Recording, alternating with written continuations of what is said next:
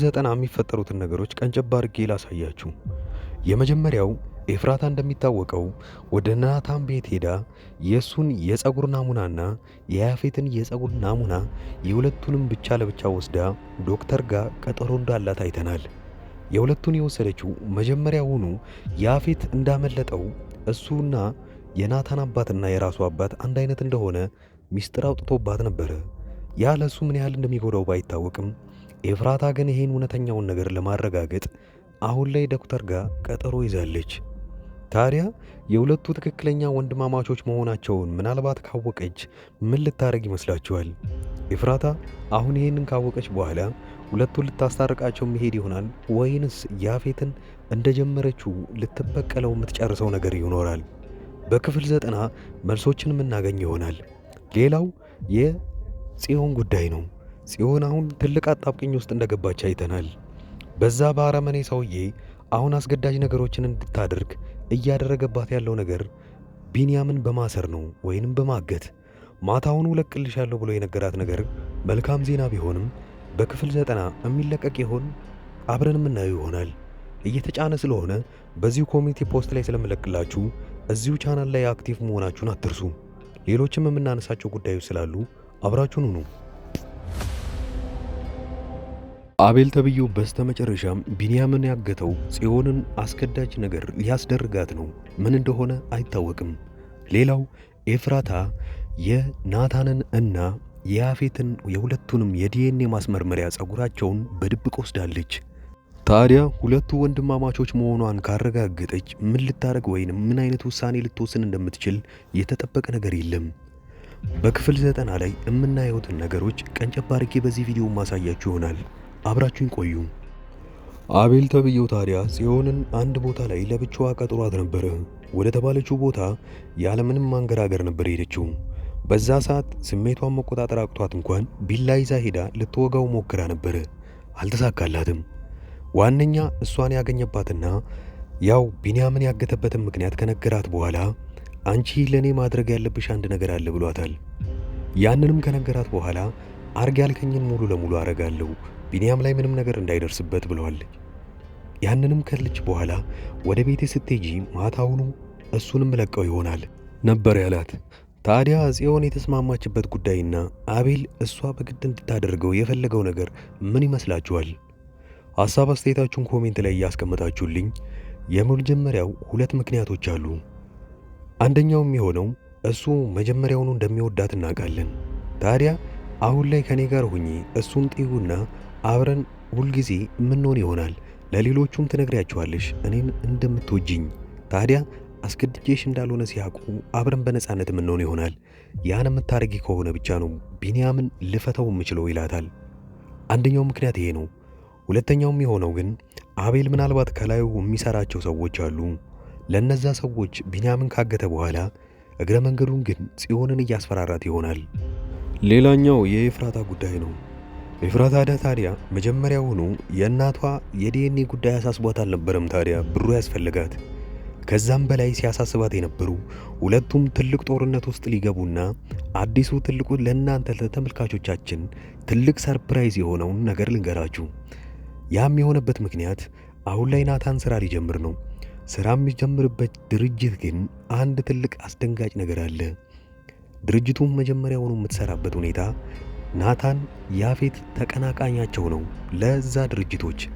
እዛ ድርጅት ውስጥ ግን ወኪል ሆኖ ሄዶ ሰውን ሊያናገር የሚችለውና ሰዎችን ሊግባባ የሚችለው ናታን ነው።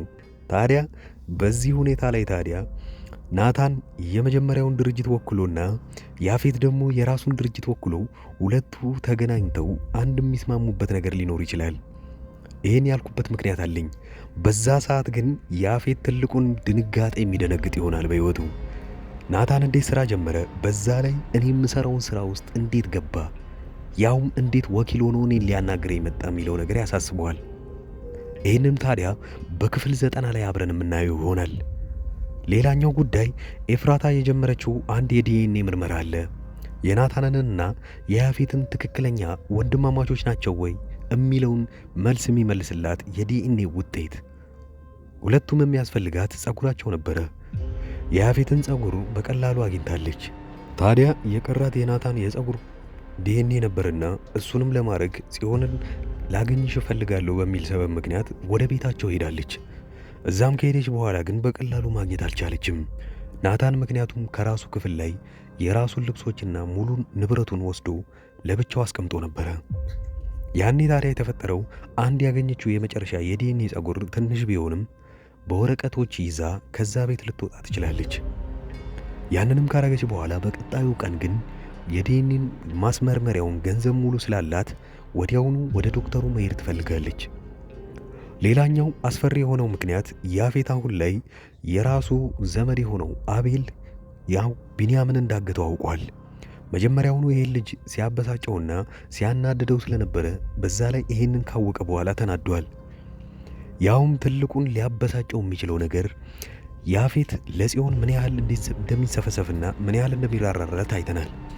እሷንም እያሰቃያት እንደሆነ እሷን በግድ ብዙ ነገሮች ሊያስደርጋት እንደሆነ ካወቀ በኋላ ግን ቢንያም ከዛ ነፃ የሚወጣ ይሆናል። ሌላኛው የአቤል የመጨረሻው ጊዜና ያፌት እሱ ላይ ሲመጣበት ምን ሊፈጠር እንደሚችል መገመት የማንችልበት ሁኔታ ላይ ነው። ይህኔ ታዲያ ያፌት እያገዘ ያለው ለነናታን ቤተሰብ ነው። ያፌት በቀጣዩ ጊዜ ከናታን ጋር ለሥራ ጉዳይ ሊወያዩ ይገናኛሉ። ያም በጣም ትልቁ ከባድ ሁኔታ ላይ ሊፈጠር ይችላል።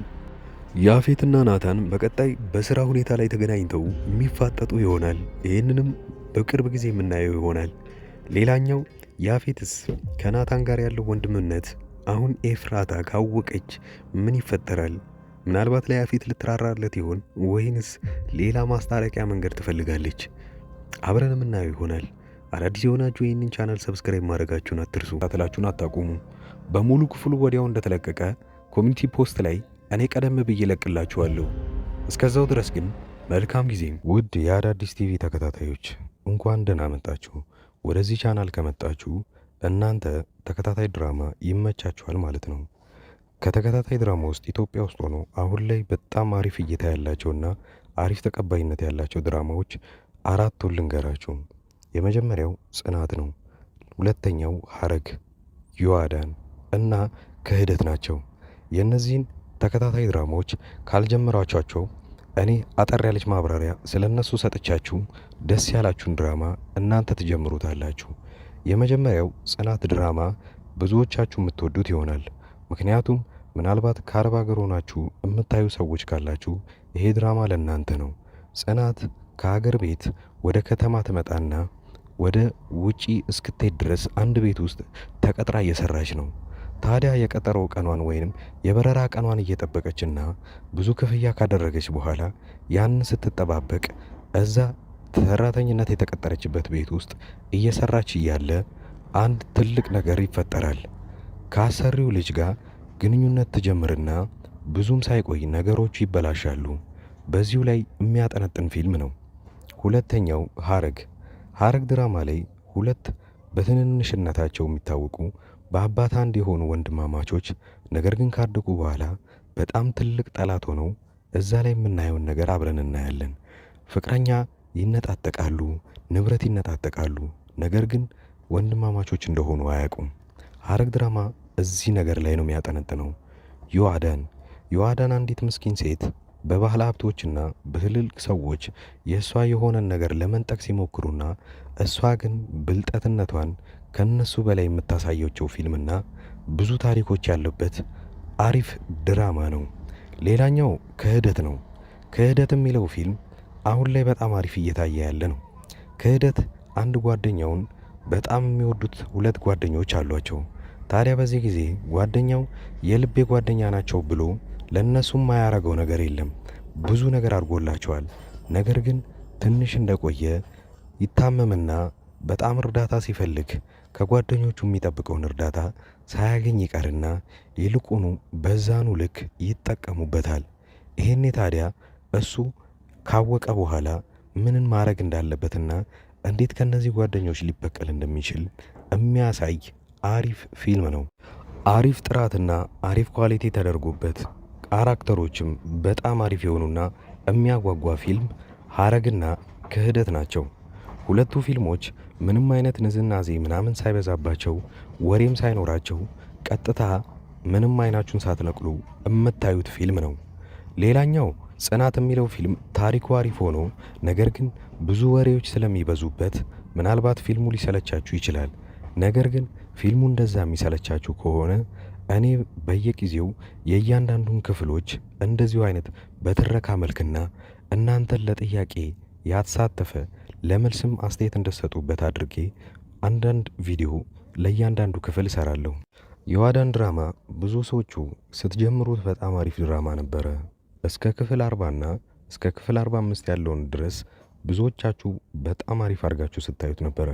ከክፍል 45 በኋላ የዳይሬክተሩ አቅጣጫ ፊልሙን ስለቀየረው ብዙዎቻችሁ ጠልታችሁትና የጥንቆላ ስነ ስርዓትን እያስገባችሁበት እኛ ከዚህ ምን መማር አለብን የሚለውን ካያችሁ በኋላ ለተከታታይ 2 ሳምንታት ፊልሙ ሳይለቀቅ ስለቆየ ረስተውት በዛው ትታችሁት ነበረ። ነገር ግን አሁን ተመልሳችሁ እንድታዩበት እምመክራችሁ አንድ ነገር አለ። የዋዳን ድራማ ላይ አሁን የዋዳንና ሳሚ ፍቅረኛሞች ሆነዋል። እዛ ቤት ውስጥ ያለ ወላጅ እየኖሩ ነው ያሉት። ምን ሊያጠፉ ይችላሉ፣ ምን ሊደረግ ይችላል የሚለውን አብረን የምናየው ይሆናል። እዛ ላይ ሂሩት የምትባል አንዲት መጥፎ ሆና የምትተውን ልጅ እዛው አካባቢ ላይ እብደትን ተከናውና ነገር ግን ጤነኛ ሆና እሷ እንዳትታሰር እያየችው ያለውን ስቃይ አሁን ላይ ማየት ይኖርባቸዋል ብዬ አስባለሁ። አዳዲስ የጀመሩ ተከታታይ ድራማዎችንና አሪፍ የሚባሉ ፊልሞችን በዚሁ ላይ በአንድ ድምፅ አድርጌ በጥሩ ሁኔታ ተርኬ የማቀርብላችሁ እኔ ዙበይር እባላለሁ። የቻናሌም ስም አዳዲስ ይባላል። እኔን ለማበረታታት ሰብስክራይብ ማድረጋችሁን አትርሱ። በቅርቡ 50 ሺህ ምንገባ ይሆናል። አሁን ላይ 40 ቤት እንዳለን አትርሱ። ስለዚህ እባካችሁ አዳዲሶች ሰብስክራይብ በማድረግ በማበረታታት 50 ሺህና ከዛ በላይ እናርገው። የእኔ ቤተሰቦች አብራችሁኝ ስላያችሁ ከልብ አመሰግናለሁ።